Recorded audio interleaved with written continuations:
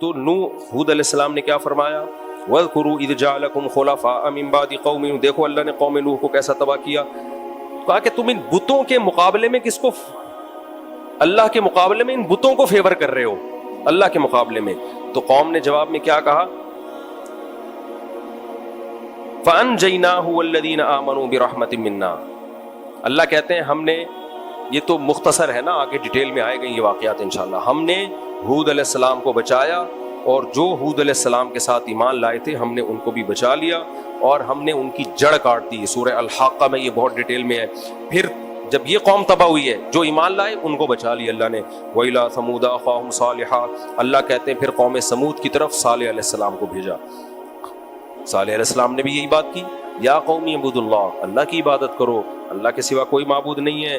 تمہارے پاس ایک معجزہ بھی آ گیا ہے، پہاڑ سے ایک اونٹنی نکالی انہوں نے، لیکن یہ اللہ کی اونٹنی ہے، اب اس کو بری نیت سے مت دیکھنا، کوئی قتل بدل کی کوشش مت کرنا. اور پھر کہا وَاذْكُرُوا إِذْ جَعَلَكُمْ خُلَفَاءَ مِن بَعْدِ عَادٍ، دیکھو ایک قوم عاد ہوا کرتی تھی، اس کے واقعات تم اپنے باپ دادوں سے سنتے ہو، کیسے تباہ کر دیا، وہی حرکتیں تم مت کرنا. وَبَوَّأَكُمْ فِي الْأَرْضِ، اللہ نے زمین میں تمہیں ٹھکانہ دیا ہے. تَتَّخِذُونَ مِن سُهُولِهَا قُصُورًا، کیسے بڑے بڑے محلات بنا لیتے ہو اس زمین میں، اور پہاڑوں کو بھی تراش کے اندر بھی محلات کھڑے کر لیتے ہو. یہ سب طاقت تمہیں کس نے دی ہے؟ اللہ نے دی ہے.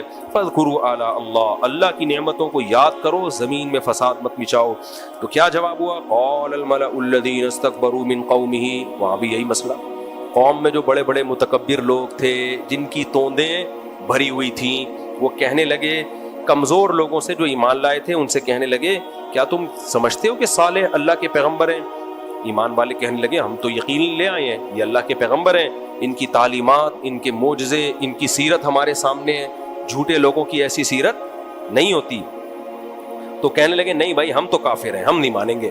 اور پھر بالآخر انہوں نے اونٹنی کو بھی کاٹ ڈالا، مار ڈالا. تو اللہ فرماتے ہیں اور کہنے لگے یا صالح ائتنا بما تعدنا، اے صالح جو عذاب کا تو وعدہ کرتا ہے لے آ. سائنس ہے نا، سائنس کیا تھی؟ سائنس. ان کے بھی سائنسدان کہہ رہے تھے کہ سائنسی لحاظ سے کوئی عذاب کے چانس نظر نہیں آ رہے. اسلام آباد یونیورسٹی کے ایک ایتھیسٹ پروفیسر ہیں، اس طرح کی بکواسات کرتے رہتے ہیں. کہتے ہیں گیند کا کام ہے نیچے آنا، گریوٹی کی وجہ سے نیچے آئے گی، تو ایسا نہیں ہو سکتا کہ خدا اس کو اوپر لے جائے. اللہ نے ایک قانون بنا دیا تو نیچے ہی آئے گی. تو ہم کب کہہ رہے ہیں کہ اوپر جائے گی؟ لیکن جب اللہ اوپر لے جانا چاہے گا تو کسی کا باپ بھی نہیں روک سکتا. سمجھ رہے ہو؟ یہ قرآن کہہ رہا ہے کہ یہ فزکس کے لا اللہ کہہ رہے ہیں میں نے بنائے ہیں، میں جب چاہوں ان لاز کو توڑ سکتا ہوں. تو اس خوش فہمی میں نہ رہنا کہ وہ بنا کے کمزور ہو گیا ہے کہ اب اس کے علاوہ کچھ کر نہیں سکتا وہ. تو یہاں بھی اللہ نے، وہ کہنے لگے بھائی اللہ کا عذاب لے آؤ. انہوں نے دیکھا کہ عذاب کے کوئی چانس نہیں ہے. ان کے بھی محکمہ موسمیات والے ہوں گے نا، کچھ تو وہ بھی اندازے لگاتے ہوں گے نا، بادل آ رہے ہیں نہیں آ رہے، موسم بھی بارش کا ہے یا نہیں ہے، وہ بھی ان کے بھی تو اندازے تھے. یہ تو محکمہ موسمیات کا محکمہ تو بہت پرانا ہے. قالوا انا بما ارسل به مؤمنون. تو کیا ہوا؟ پھر دھمکی دینے لگے کہ آپ لے آؤ اللہ کا عذاب. فاخذتهم الرجفہ، ایک زلزلے نے ان کو پکڑا. فاصبحوا فی دارہم جاثمین، اپنے گھروں میں اودھے پڑے ہوئے ملے، برباد کر دیا. فتولی عنہم، تو صالح علیہ السلام نے ان سے پیٹھ پھیری، بستی چھوڑ کے جانے لگے اور کہنے لگے کہ یا قوم لقد ابلغتکم رسالۃ ربی، اے میری قوم میں نے اپنے رب کا پیغام تمہیں پہنچا دیا تھا. ونصحت لکم، میں نے تمہارا بھلا چاہا تھا. بھلا، آج کسی کا بھلا کرو اس کی سمجھ میں نہیں آتا. جامعۃ الرشید والے بہت بھلا کر رہے ہیں، سمجھا رہے ہیں اس ٹریک پہ آ جاؤ، بچ جاؤ گے، پاکستان کو بھی اسلامائزیشن کی طرف لے جاؤ گے، مدرسوں کو بھی بچا لو گے. لیکن پھر لوگ کیا کہہ رہے ہیں؟ ابے بھائی انہوں نے غزالی یونیورسٹی فوج کے کہنے پہ بنائی ہے. ابے بھائی انہوں نے جو دنیاوی تعلیم بھی شروع کر دی مدرسے میں فوج کے کہنے پہ. ابے یہ فوج اگر اتنی اچھی ہوتی تو پھر تو مسئلہ ہی ختم ہو گیا. کوئی کامن سینس کی کچھ اور الزام لگا دو یار. سرکاری لوگ اتنا اچھا ادارہ چلاتے ہیں، کہتے ہیں سرکاری مولوی ہیں، درباری مولوی ہیں.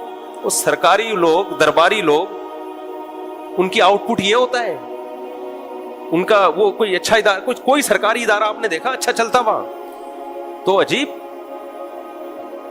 کیا میں اس موضوع پر مزید بات کروں؟ آپ رائے کا اختلاف ضرور کرو, آپ بولو بھائی وہ جس ٹریک پہ کام کر رہے ہیں وہ ٹھیک نہیں ہے, تو آپ کسی اور ٹریک پہ کام کر لو. مقصد سب کا کیا ہے؟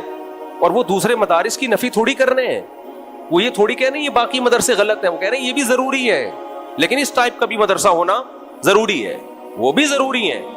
کبھی آج تک ایک لفظ انہوں نے اس کے خلاف نہیں کہا. بس ہر وقت تو خیر خواہی پسند آتی نہیں ہے میرے بھائی. تو کیا کہا نوح علیہ السلام نے, صالح علیہ السلام نے کہا وَنَصَحْتُ لَكُمْ, اے میری قوم میں نے تمہارا بھلا چاہا تھا, وَلَٰكِن لَا تُحِبُّونَ النَّاصِحِينَ, تم بھلا چاہنے والوں کو پسند نہیں کرتے.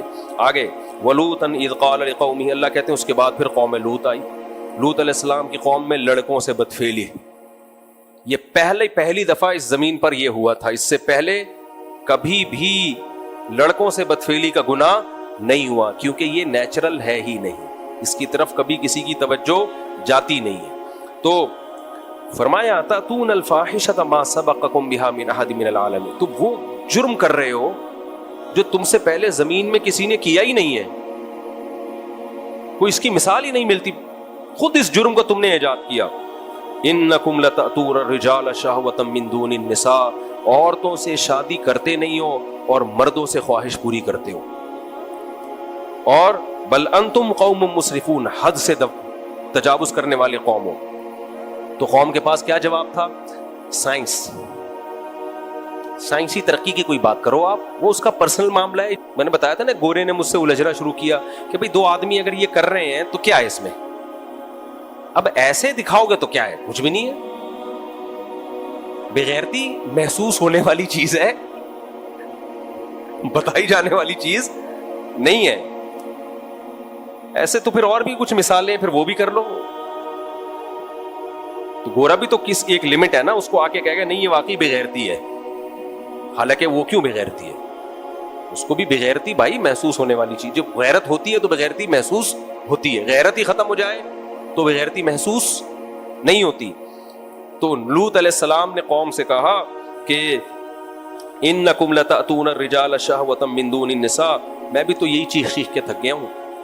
لوگ کہتے ہیں مفتی شادی کرتا رہتا ہے, تم اگر اتنے نیک ہوتے نا کہ ساری زندگی اپنے آپ کو عورت سے بچا کے رکھ لیتے, پاکیزہ نیک پرہیز خرامہ چلتے, نظریں جھکی رہتی. لوگ کہتے ہیں نا مفتی نے ٹھرکی بنا دیا لوگوں کو, ٹھرکی پہلے سے ہے, اور جو میرے خلاف یہ باتیں کر رہے ہوتے ہیں وہ ٹھرک کی انتہا کو پہنچے ہوئے ہوتے ہیں. ان کو تکلیف یہ نہیں ہے کہ مفتی نے ٹھرکی بنا دی ہے, نا, ان کو تکلیف یہ ہے کہ حرام کاری سے ہٹا کے جو لیگل راستہ ہے, جو پاکیزہ لوگوں کا راستہ ہے, جو پیغمبروں کا راستہ ہے, وہ راستہ دکھا دیا ہے. سمجھ رہے ہو؟ ورنہ بچہ جب بالغ ہوتا ہے تو ٹھرک کے ساتھ ہی بالغ ہوتا ہے. وہ نہیں آئی میرا خیال ہے بات سمجھ میں. آپ مجھے ایک بات بتاؤ, حکومت کیوں کہتی ہے روزگار ضروری ہے, روزگار, ہم اتنے لوگوں کو روزگار دیں گے. بھائی روزی سے کیا ہوگا, لوگ روٹی کھائیں گے, پیٹ بھریں گے, تو آپ لوگوں کو ٹھرکی بنا رہے ہو, روٹیوں کے پیچھے بھگا رہے ہو. یہ دلیل صحیح ہوگی؟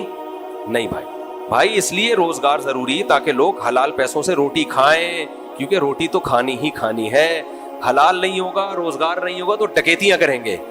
تو شادیاں سوسائٹی میں نہیں ہوگی تو ایسا نہیں اتنے نیک شریف کے سارے جا کے بیٹھے رہیں گے خربوزے کھا کے اور زندگی ہنسی خوشی گزاریں گے. اتنے نیک نہیں ہیں, یہ حرام کاری میں لگیں گے جس سے ہمارا خاندانی نظام تباہ ہوگا, گردے گھوڑے پیدا ہوں گے سوسائٹی میں.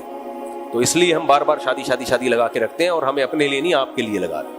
اور میں پھر بات بتاؤں, جس آدمی نے سوسائٹی میں کوئی تبدیلی لانی ہوتی ہے تو وہ جنونی بن کے ہی کام کرتا ہے.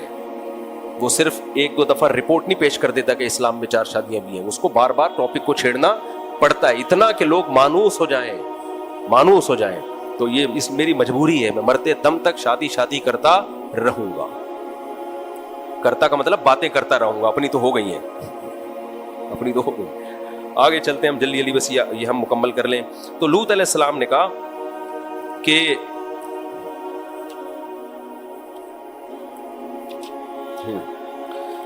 تم عورتوں کو چھوڑتے ہو, نکاح کرو بھائی جو اللہ نے تمہارے لیے پیدا کیا. تو وہ جواب میں قوم کے پاس کوئی دلیل نہیں. وما کان جواب قومه الا ان قالوا اخرجوهم من قريتكم, کہنے لگے کہ ان کو اپنی بستی سے نکال دو. دنیا میں یہ قرآن ہے کہ جو بھی اس بدفعلی ہومو سیکشولیٹی کے خلاف آواز اٹھاتا ہے اس کو نکال دیا جاتا ہے. آپ کینیڈا میں جائیں, یو کے میں جائیں, ایک تقریر کر دیں ہومو سیکشولیٹی کے خلاف, ہمیشہ کے لیے بین. سمجھ رہے ہو؟ کیونکہ لونڈے بازوں کو اتنا غصہ آتا ہے نا اس بات سے کہ یہ آ کے یہ ہمارے خلاف کیوں بول رہے ہیں, حالانکہ ہم ان کے خلاف نہیں بول رہے ہوتے, ہم اس عمل کے خلاف بول رہے ہوتے ہیں. اور لوط علیہ السلام کی قوم میں ایک جرم تھا, جرم یہ کہ جو اس کے خلاف بولے اس کو نکال دو. ان قوموں کا جرم اس سے بڑھ گیا ہے کہ جو اس کے فیور میں بولو ان کو نیشنلٹی دے دو. نہیں آئی بات میرا خیال ہے. ان کے جرم یہ تھا کہ نکال دو بس, یہ نہیں کہ جو یہ کام کرتے ہیں پوری دنیا سے پکڑ کے یہیں لے آؤں.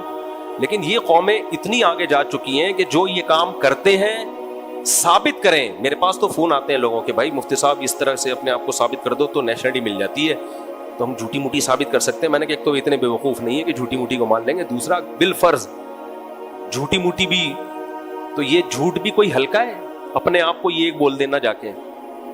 یہ تو جو کرتا بھی ہے نا وہ بھی بولے کہ میں نہیں کرتا. بھائی اتنا گندا جرم ہے کہ نہیں مانو, یہ تو اتنا گندا جرم ہے. اپنے اوپر ایک کالا کیوں مل رہے ہو ہمیشہ کے لیے؟ سب بولیں گے یار یہ تو وہ ہے.